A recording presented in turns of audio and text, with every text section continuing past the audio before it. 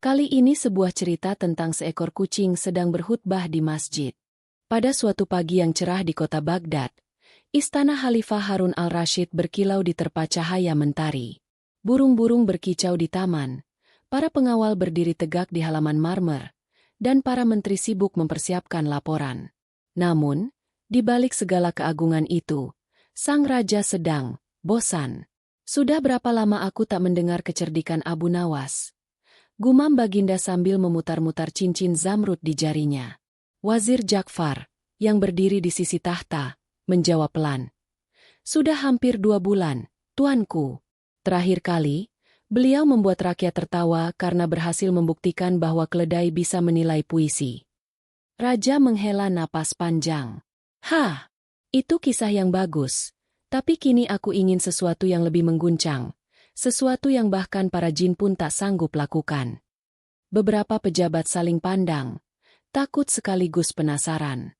Tiba-tiba, dengan senyum licik, Baginda berkata, "Suruh Abu Nawas menghadap. Aku ingin ia membuktikan sesuatu yang mustahil."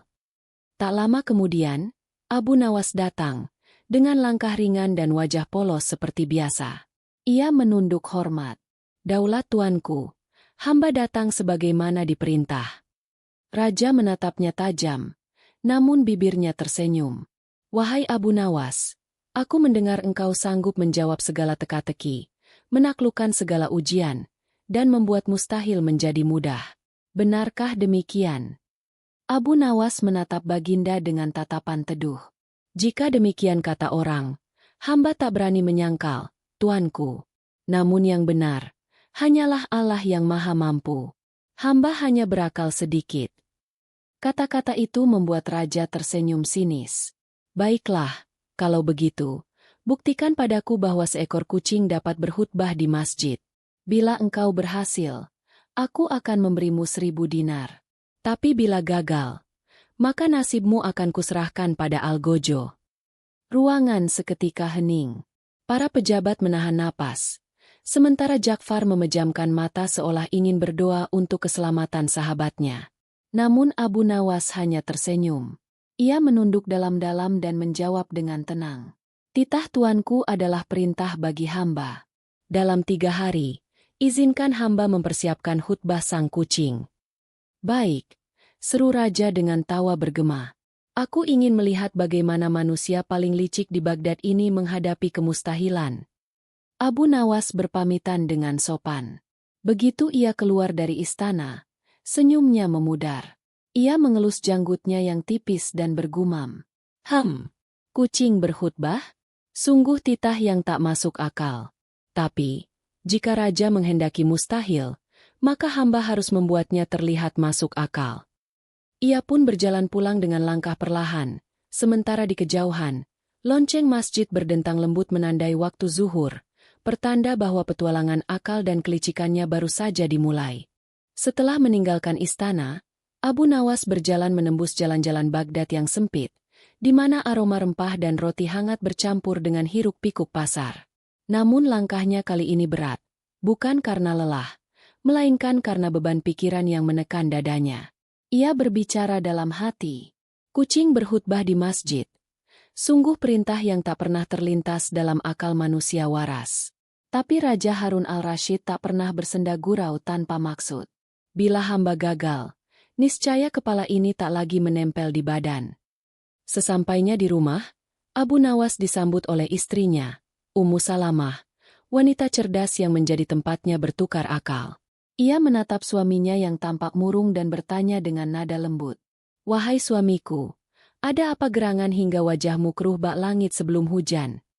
Abu Nawas duduk perlahan, mengusap peluh di dahinya. "Wahai istriku, kali ini aku dititah oleh Baginda untuk melakukan perkara yang mustahil. Ia ingin aku membuktikan bahwa seekor kucing bisa berkhutbah di masjid." Ummu Salamah menahan tawa. "Kucing berkhutbah? Hahaha. Adakah Baginda kehilangan akal sehatnya?" Abu Nawas tersenyum pahit. "Andai benar demikian, niscaya aku selamat. Namun, sayangnya, titahnya bukan untuk ditertawakan, melainkan untuk ditaati. Keduanya terdiam sejenak. Lalu, Ummu Salamah bangkit dan menyuguhkan secangkir teh harum. Engkau selalu bisa menemukan jalan, wahai Abu Nawas. Bukankah dahulu engkau pernah menjual keledai kepada orang buta dan membuatnya senang? Abu Nawas menatap istrinya dengan mata berkilat. Benar juga katamu. Tidak ada yang mustahil, asal akal diputar dengan sabar. Kucing tidak bisa berkhutbah, tapi mungkin bisa membuat orang menyangka bahwa ia berkhutbah. Ia berdiri tegak, seolah mendapat wahyu. Aku akan mencari kucing yang paling jinak di Baghdad. Lalu aku akan melatihnya dengan caraku sendiri. Bila manusia bisa diperdaya oleh lidah, mengapa tidak oleh seekor kucing? Ummu Salamah tersenyum geli. Hati-hati, suamiku. Seringkali kelicikanmu membuat orang lain kehilangan muka, dan aku tak ingin melihatmu kehilangan kepala. Abu Nawas tertawa ringan. Jangan khawatir, wahai istriku. Kepala ini telah selamat berkali-kali karena lidah yang pandai menari. Malam itu, ia keluar menuju pasar hewan dengan jubah sederhana dan langkah ringan. Di bawah cahaya lentera, matanya tertuju pada seekor kucing gemuk berwarna putih abu-abu yang tampak santai meski di tengah hiruk-pikuk. Abu Nawas berjongkok dan menatap kucing itu dengan tajam. Engkau tampak tenang, wahai makhluk kecil.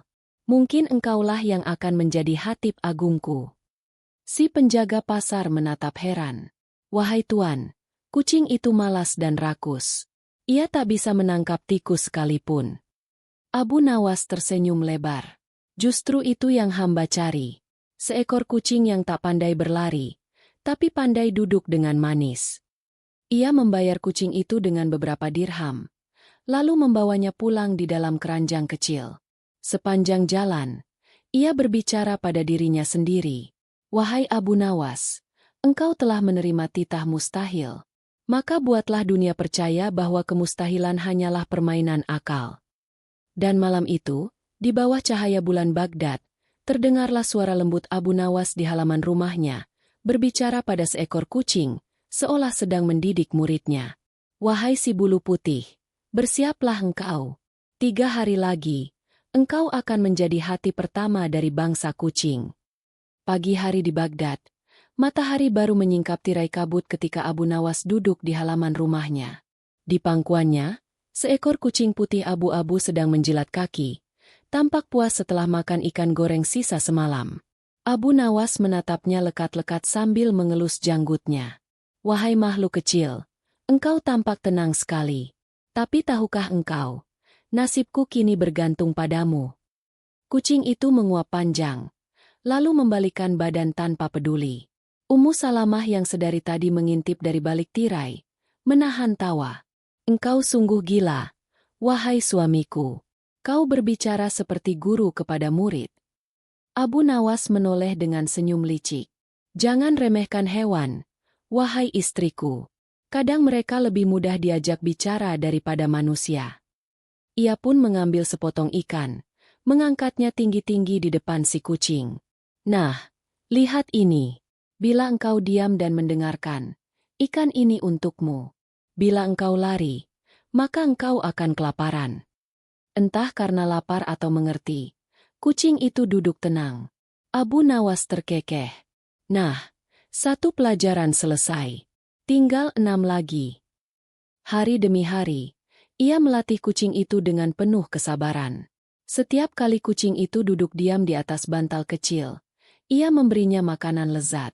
Lama-kelamaan, si kucing jadi terbiasa duduk tegak menatap Abu Nawas seolah memahami sesuatu. Suatu sore, Abu Nawas pergi ke pasar tukang emas. Ia membeli beberapa potong logam murah yang disepuh kuning mengilat, lalu mampir ke toko kain. Di sana ia memesan potongan beludru merah dan pita emas. Si penjual kain bertanya heran. Untuk apa kain semegah ini, Tuan? Apakah untuk perjamuan istana? Abu Nawas hanya tersenyum samar. Bukan, untuk seekor kucing yang hendak menjadi hatib.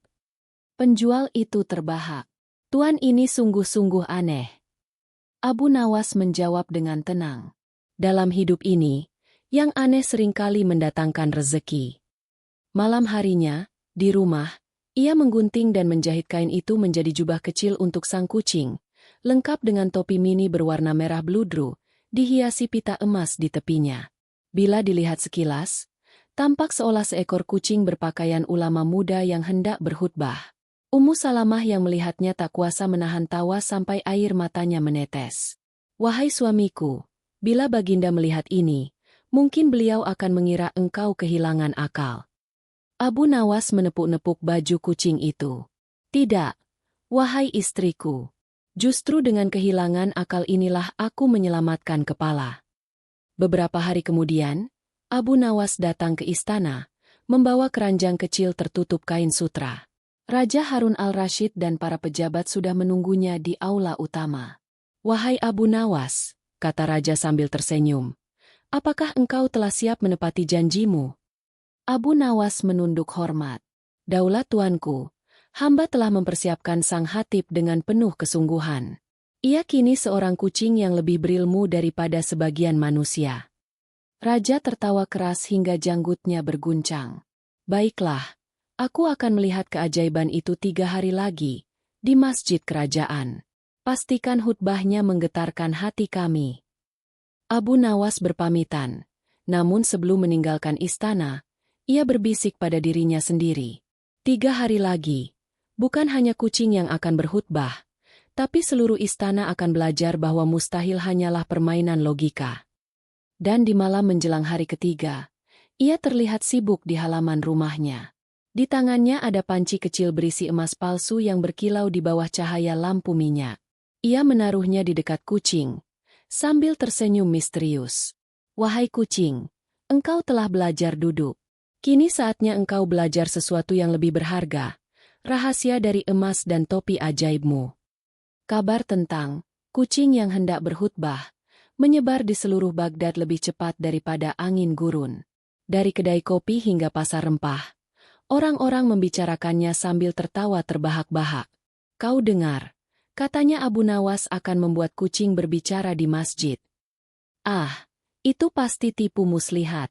Tapi kalau benar, dunia ini sudah gila." Tawa mereka bergema di setiap sudut kota. Namun tidak semua yang mendengar merasa terhibur.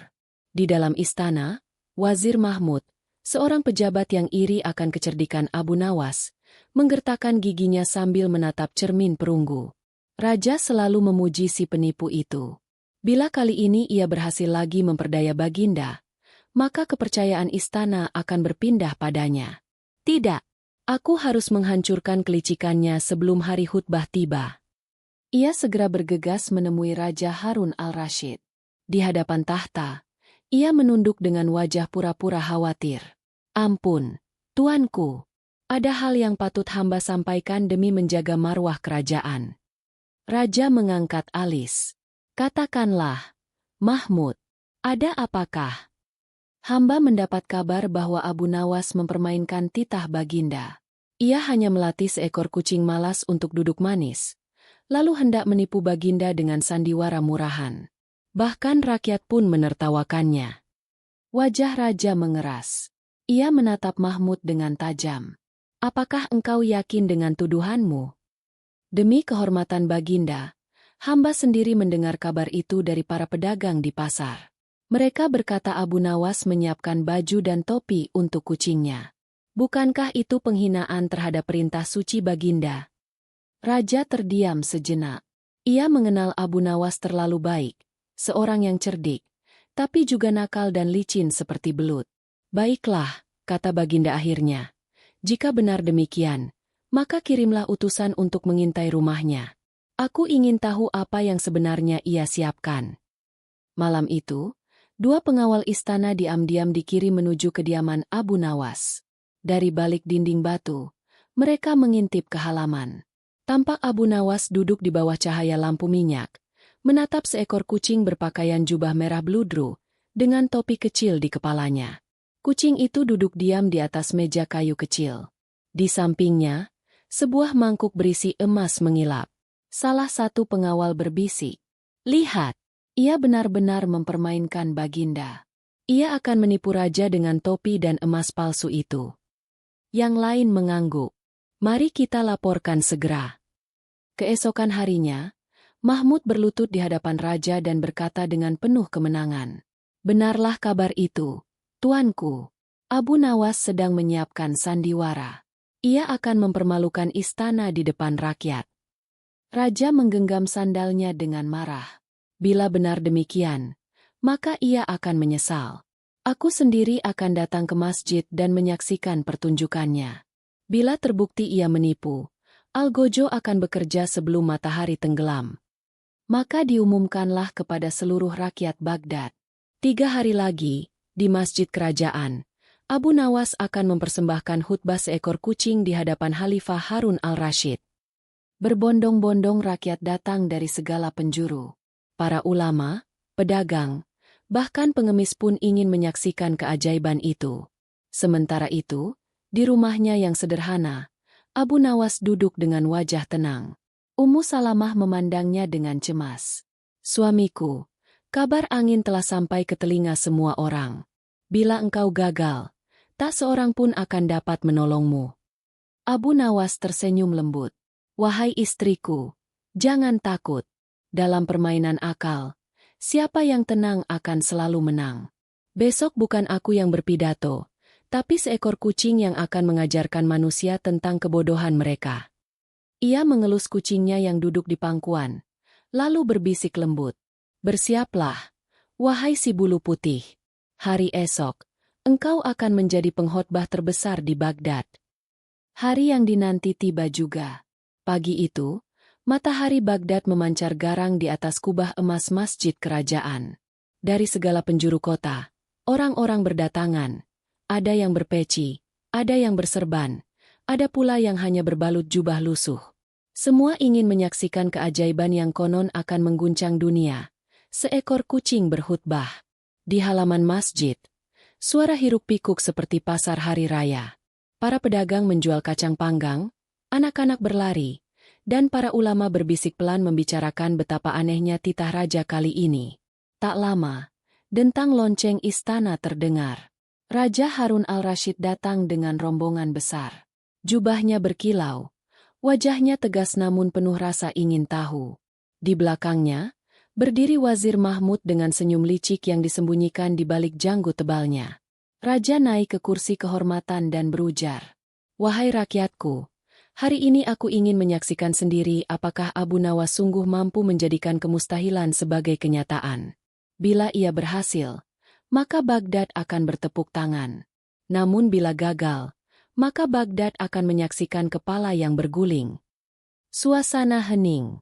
Lalu dari sisi timur masjid, tampak Abu Nawas melangkah perlahan dengan wajah tenang, membawa keranjang sutra di tangannya.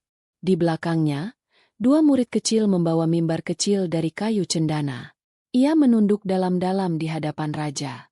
"Daulat tuanku, sebagaimana diperintah, hamba telah menyiapkan khutbah yang akan disampaikan oleh makhluk ciptaan Tuhan yang paling sabar, seekor kucing." Raja menatapnya lekat-lekat. "Baik, Abu Nawas, mulailah, dan biarkan kami menyaksikan mukjizatmu." Abu Nawas membuka kain sutra itu perlahan. Dari dalamnya keluar seekor kucing berwarna putih abu-abu, mengenakan jubah merah kecil dan topi beludru berhiaskan pita emas. Sorak tawa pun meledak di antara hadirin. "Lihat, kucing berjubah. Abu Nawas sungguh gila. Ini pasti lelucon untuk mempermalukan istana." Namun Abu Nawas tetap tenang. Ia menempatkan kucing itu di atas mimbar kecil dan berkata lembut, "Wahai hadirin sekalian, dengarkan khutbah dari makhluk yang tidak pernah berdusta." Kucing itu duduk tegak, seolah paham bahwa banyak mata sedang memandangnya. Ia menatap sekeliling, lalu menjilat kakinya pelan, membuat sebagian penonton tertawa geli.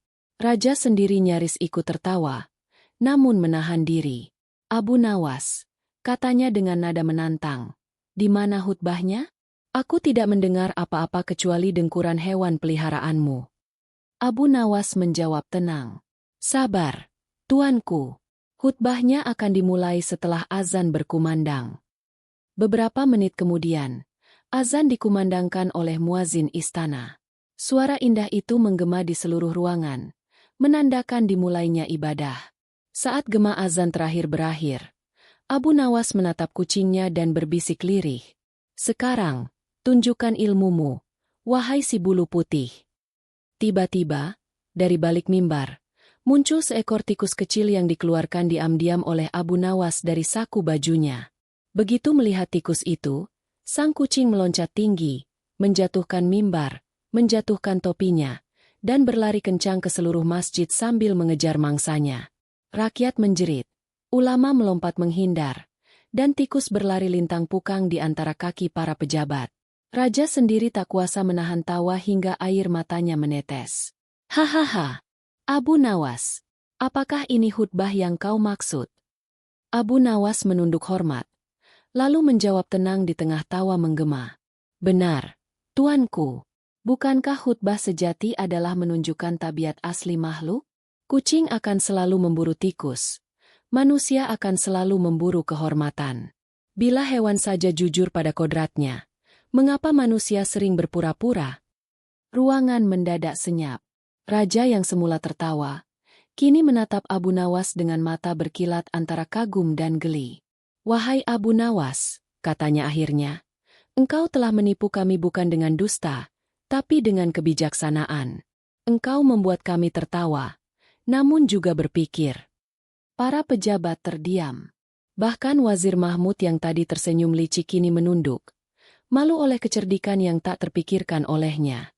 Raja pun berkata, baiklah, engkau telah membuat yang mustahil tampak nyata. Baghdad berhutang tawa dan hikmah padamu. Besok datanglah ke istana untuk menerima 1000 dinar yang kujanjikan. Abu Nawas membungkuk dengan sopan. Daulat tuanku, hamba hanya berkhidmat pada kebenaran dan sedikit pada kesenangan. Dan demikianlah hari itu, masjid kerajaan bukan menjadi tempat khutbah kucing, melainkan khutbah akal dan kelicikan yang membuat seluruh Baghdad terpingkal sekaligus terdiam merenung. Setelah hiruk-pikuk, khutbah kucing, itu reda. Baghdad masih saja membicarakannya berhari-hari. Di kedai kopi, orang-orang tertawa terpingkal mengulang kisah bagaimana kucing Abu Nawas berlari keliling masjid mengejar tikus, sementara sang raja tertawa sampai hampir terjatuh dari kursi kebesarannya. Namun di istana, suasana sedikit berbeda. Raja Harun al-Rashid duduk di balairungnya sambil menatap secangkir minuman hangat. Di sisinya, Wazir Ja'far tampak merenung. Ja'far, ujar sang raja perlahan. Abu Nawas itu aneh. Ia tidak pernah gagal membuatku tertawa. Namun di balik tawanya selalu terselip sesuatu yang membuat hati ini bergetar. Benar, tuanku, jawab Ja'far. Ia ibarat cermin yang memantulkan wajah siapapun yang memandangnya. Kadang lucu, kadang menampar. Raja tersenyum kecil. Panggil dia kemari. Aku ingin tahu, bagaimana ia bisa membuat seekor kucing seolah-olah berkhutbah. Tak lama, Abu Nawas datang, menunduk hormat di hadapan Baginda. Daulat tuanku, hamba datang memenuhi panggilan. Raja memandangi Abu Nawas dengan tatapan ingin tahu. Wahai Abu Nawas, katakanlah dengan jujur, bagaimana engkau menyiapkan semua itu? Apakah kucingmu sungguh-sungguh engkau latih? Ataukah semuanya tipu daya belaka? Abu Nawas menatap raja dengan senyum lembut. Tuanku, hamba memang melatihnya, namun bukan untuk berkhutbah. Hamba hanya melatihnya untuk duduk dengan sabar, sebab kesabaran adalah permulaan dari segala ilmu. Raja mengangguk perlahan. Lalu mengapa engkau membawa emas dan topi kecil itu? Ah, jawab Abu Nawas sambil tersenyum licik. Itu bagian dari sandiwara.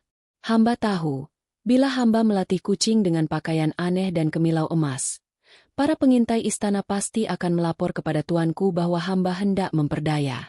Dengan begitu, tuanku akan datang sendiri ke masjid, sebab hamba ingin Baginda menyaksikan dengan mata kepala sendiri apa makna khutbah itu.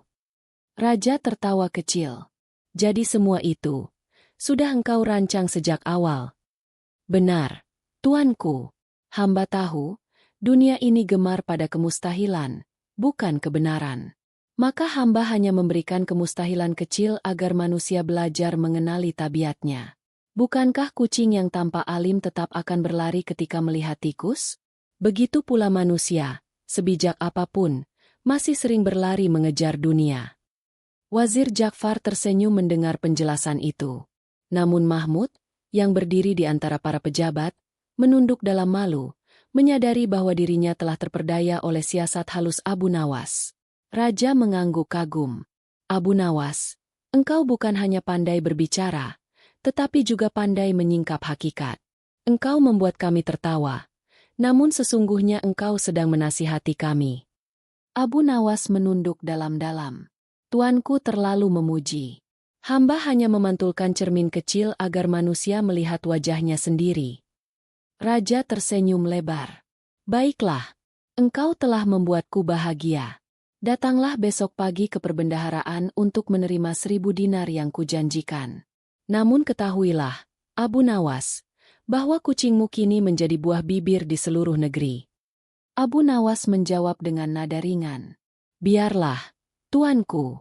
Kadang seekor kucing lebih berguna bagi negeri daripada 1000 orang munafik yang pandai berkhutbah tapi tak mengerti maknanya. Semua yang hadir tertawa. Bahkan raja pun tak kuasa menahan tawa kerasnya. Kau benar-benar Abu Nawas yang tiada duanya, seru Baginda. Abu Nawas menunduk lagi, lalu berpamitan.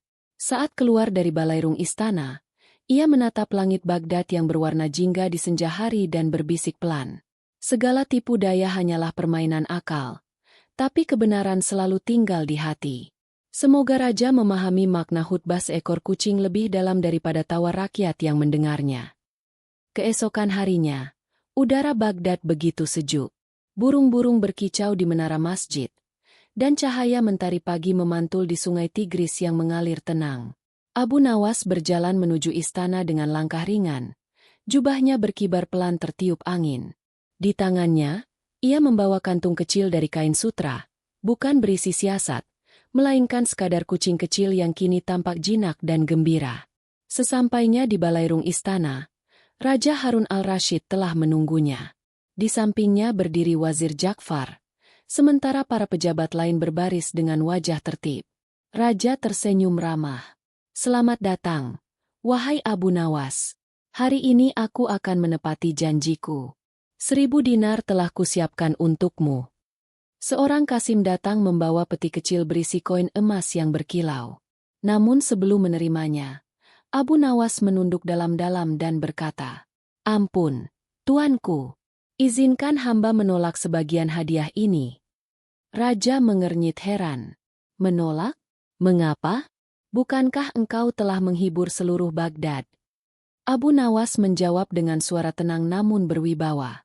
Tuanku, bila hamba menerima 1000 dinar penuh, maka hilanglah makna dari khutbah seekor kucing itu. Hamba hanya ingin separuhnya saja, agar separuh lainnya dapat disedekahkan kepada rakyat miskin yang selama ini hanya bisa menertawakan kebodohan para penguasa. Suasana balairung menjadi hening. Beberapa pejabat saling pandang, sementara raja menatap Abu Nawas dengan mata yang berbinar. Engkau sungguh aneh, Abu Nawas. Orang lain akan meminta lebih, engkau justru meminta kurang. Abu Nawas tersenyum. Hamba hanya ingin menjaga hati, tuanku. Sebab tawa tanpa makna hanyalah angin, namun tawa yang membawa hikmah adalah cahaya. Raja terdiam beberapa lama, lalu berdiri dan melangkah turun dari tahtanya. Ia mendekati Abu Nawas, menepuk bahunya, dan berkata dengan suara penuh kehangatan. Seandainya setiap penasihat sebijak engkau, niscaya kerajaan ini akan hidup dalam damai. Engkau tidak hanya mengajariku tentang akal, tetapi juga tentang hati. Para hadirin menunduk hormat. Bahkan Wazir Mahmud, yang dulu menfitnahnya, maju ke depan dan berkata dengan jujur, Ampun, tuanku, aku telah iri dan berprasangka kepada Abu Nawas. Kini aku sadar, kecerdikan tanpa hati hanyalah kesombongan. Aku memohon ampun. Raja menatap keduanya dengan senyum tenang. Hari ini aku belajar bahwa kebijaksanaan tak selalu datang dari kitab, tapi kadang dari tawa seorang bodoh yang ternyata lebih bijak dari 1000 ulama. Ia pun memerintahkan agar separuh dinar itu diberikan kepada rakyat miskin, sebagaimana permintaan Abu Nawas. Sementara Abu Nawas, setelah berpamitan, kembali ke rumahnya di pinggiran Baghdad. Di sana Ummu Salamah menunggu sambil menenun kain. Bagaimana, Wahai suamiku, tanyanya lembut. Abu Nawas tersenyum. Raja menepati janjinya, dan kucing kita kini lebih terkenal daripada para menteri. Tapi yang terpenting, rakyat kembali tertawa, dan Baginda belajar sesuatu dari seekor binatang kecil. Ummu Salamah terkekeh. Apa itu, suamiku? Abu Nawas menatap kucing yang sedang tidur di pangkuannya, lalu menjawab pelan, bahwa setiap makhluk, sekecil apapun, punya caranya sendiri mengajarkan kebijaksanaan. Kadang Tuhan berfirman melalui nabi, kadang melalui seekor kucing yang mengejar tikus. Mereka berdua pun tertawa kecil, sementara angin Baghdad berhembus lembut membawa aroma bunga jeruk dari taman. Dan di kejauhan, lonceng masjid berdentang, seolah menyambut akhir kisah yang tak hanya lucu, tetapi juga syarat makna.